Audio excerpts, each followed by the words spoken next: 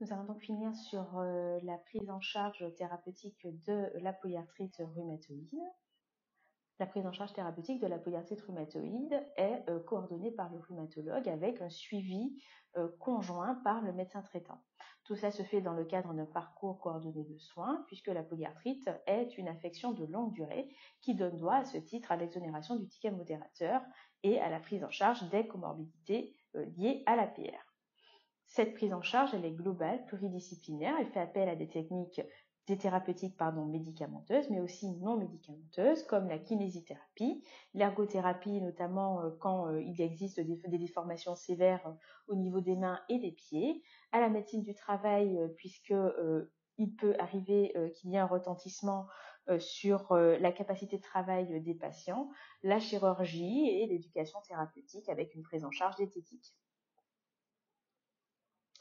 Vous devez systématiquement faire l'annonce du diagnostic. Ça, c'est important, hein, ça rentre dans le cadre de la loi. Et vous devez donner une information au patient sur sa maladie, sur les traitements, leur intérêt, leur rapport bénéfice-risque, et puis orienter vos patients, si possible, vers des associations de patients. L'objectif de tout cela est de rechercher l'adhésion aux soins qui déterminera par ailleurs l'évolution du patient, l'évolution de la maladie. Quels sont les objectifs de cette prise en charge? Eh bien, ces objectifs sont d'atteindre la rémission, ce qu'on appelle en fait le tight control, ou à défaut d'atteindre cette rémission, d'avoir au moins une activité faible. L'intérêt de tout ça, c'est de prévenir les lésions structurales, le handicap fonctionnel, de prévenir les comorbidités, de prendre en charge les manifestations extra-articulaires parce qu'elles sont des facteurs de sévérité de la maladie et de préserver la qualité de vie du patient. Quand vous préservez la qualité de vie du patient, en fait, vous préservez ses capacités socio-professionnelles et puis vous diminuez bien évidemment le risque de mortalité chez ces patients. Comment se déroule cette prise en charge médicamenteuse de la polyarthrite rhumatoïde? Alors vous allez voir ci-dessous là les recommandations de la Société française de rhumatologie qui datent de 2018. En première intention, vous mettez ce que l'on appelle les démarches conventionnelles avec en première ligne le plus souvent le méthotrexate. Et en cas de contre-indication au méthotrexate, vous avez la possibilité de mettre du léfunomide et ou de la salazopyrine, qui sont en fait des traitements qu'on dit immunomodulateurs. Associés à ces traitements de fond, et ce pour une durée limitée, vous pouvez adjoindre des corticoïdes dont la dose doit être le plus souvent que possible inférieure à 10 mg jour, et ces corticoïdes doivent être arrêtés au plus tard au bout de 6 mois.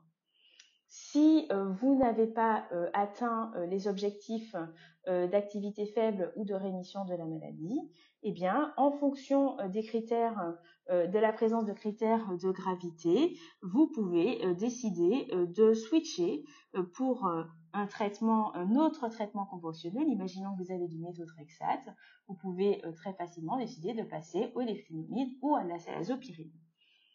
Si malgré ce switch, vous n'avez pas d'amélioration, eh bien, vous passez à ce qu'on appelle la prise en charge par biologique, les biothérapies, les BDMART, plusieurs noms pour finalement une même famille de molécules.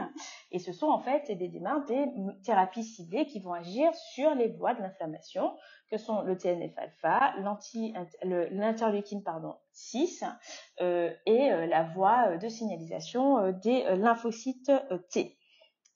Il existe toute une panoplie en fait de traitements allant des anti-TNF-alpha en passant par les anti-L6 et les anti-CTLA4 et l'objectif de tout cela en fait est toujours de diminuer les corticoïdes et de mettre le patient en rémission ou à défaut de rémission en activité faible.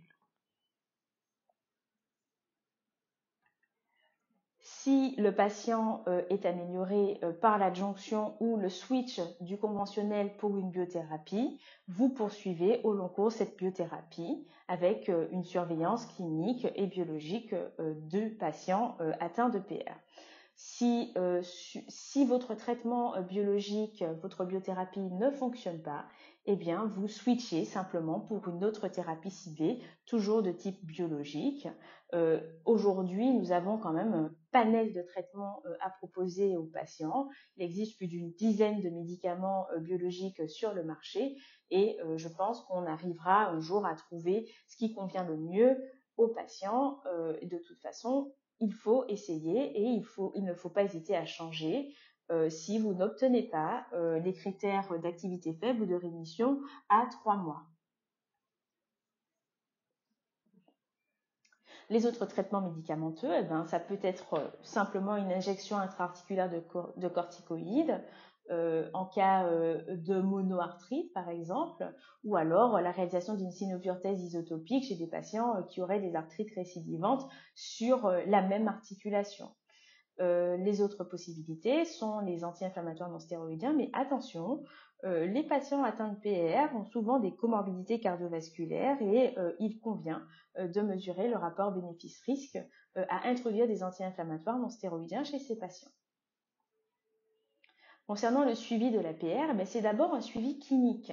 Et ce suivi clinique, il passe par la recherche de douleurs inflammatoires avec présence de réveil nocturne, de dérouillage matinal, de douleurs présentes dès le matin, réveillant la nuit, et puis par le DAS28, qui est en fait le score d'activité de la maladie, qui inclut les articulations douloureuses, gonflées, le VA douleur et les facteurs d'inflammation sur le plan biologique. Il vous faudra systématiquement, au cours de votre suivi, rechercher des manifestations extra-articulaires qui sont en fait des signes de mauvais pronostic de la maladie, évaluer l'état général de votre patient et bien évidemment évaluer la tolérance du traitement parce que il peut y avoir des inobservances qui sont liées à des effets secondaires qui sont très mal tolérés parfois par les patients. Le suivi est aussi biologique, avec la recherche bien évidemment d'une inflammation, mais aussi une NFS qui permettrait de vérifier qu'il n'y a pas de toxicité hématologique des traitements immunomodulateurs, notamment le méthotrexate, qui agit par compétition sur avec la vitamine B9 et donc il peut agir sur la formation de l'hème. Et puis vous regardez le bilan hépatique parce que vous avez aussi des cytolyses qui sont induites par les DMARD ou par les anti-inflammatoires non stéroïdiens. La fonction rénale, bien évidemment, elle est importante puisqu'il peut y avoir des adaptations thérapeutiques en fonction de cette dernière et puis avoir une toxicité rénale de certains traitements et notamment les anti-inflammatoires non stéroïdiens. La glycémie à jeun prend tout son sens chez des patients qui vont être sous corticoïdes pendant plusieurs mois et en plus la corticoïde à forte dose qui sont susceptibles d'induire des diabètes.